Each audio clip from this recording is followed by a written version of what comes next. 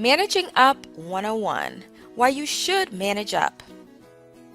While we've all heard about leadership and management for decades, there's a new type of management that more and more people are talking about these days, and that's managing up.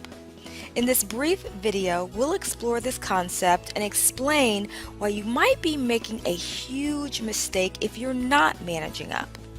Having spent more than 2 decades in and around the corporate workplace, I've definitely noticed a type of organizational caste system of sorts, with leaders at the top of the food chain and worker bees at the bottom.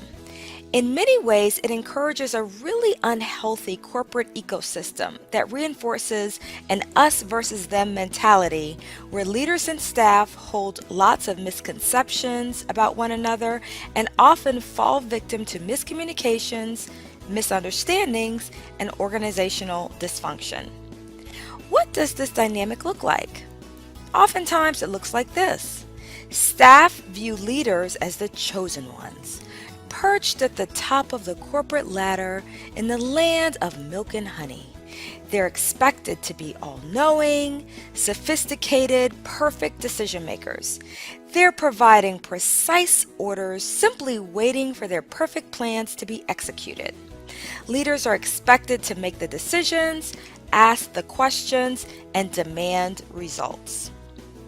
Staff, meanwhile, are toiling in the bowels of the organization, flawed and sometimes clueless, simply waiting for leaders to tell them what to do.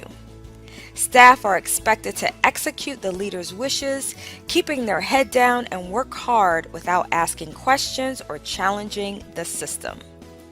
The problem is that these stereotypes are not just inaccurate, but dangerous. Here's an example of what happens in so many corporate workplaces. Meet Bob. He's a project manager working for a large company. He's a hard worker, comes in on time, and doesn't make waves. He doesn't believe in managing up.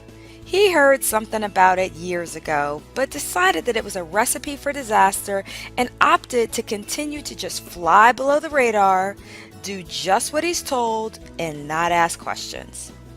He also maintains the same disposition and work style with every boss he has. After all, consistency is good, right? So when his new boss, Ann, asked for an assessment of potential knowledge management applications that the organization might consider purchasing, he gathered some pricing data and emailed her a report within a week. Now meet Linda. She's a project manager working for the same company. She's another hard worker, but she's also a believer in managing up. She's often commented that managing up is that skill that is rarely taught but can have a huge impact on your career trajectory, your stress level, and sometimes even your sanity.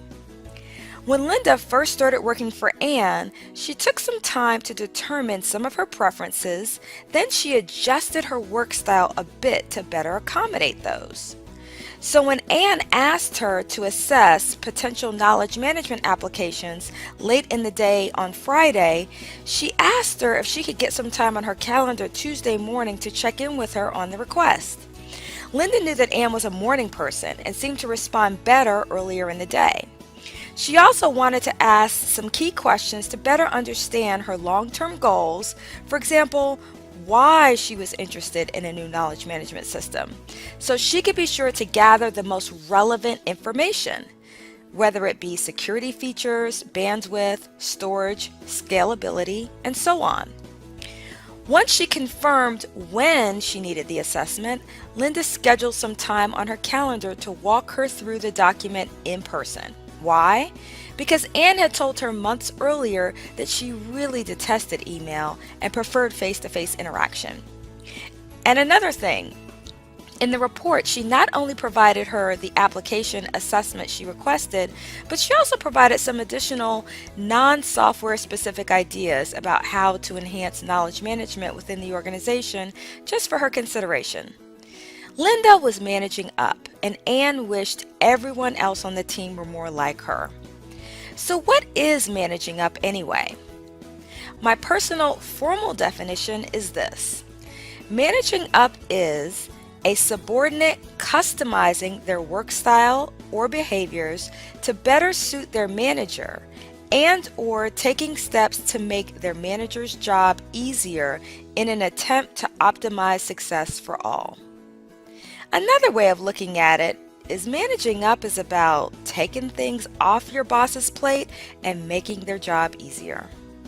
While this may sound like a no-brainer, in some ways it runs counter to the reflexive, passive view of workers just keeping their heads down, doing what they're told, and not asking questions.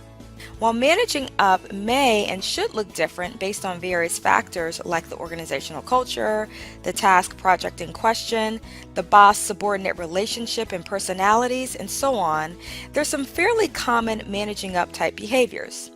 Employees who are actively managing up are typically those who will anticipate problems and actively work to prevent them, actively work to make their boss's job easier by being exceptionally reliable and productive, adjust their work and communication style and approach to better fit their manager's preferences, be particularly flexible and willing to take on the dog projects that no one wants, speak truth to power when necessary, be the one willing to tell the boss the ugly truth when others won't, and learn to navigate prickly or difficult boss personalities to achieve optimal results for the task, team, or project.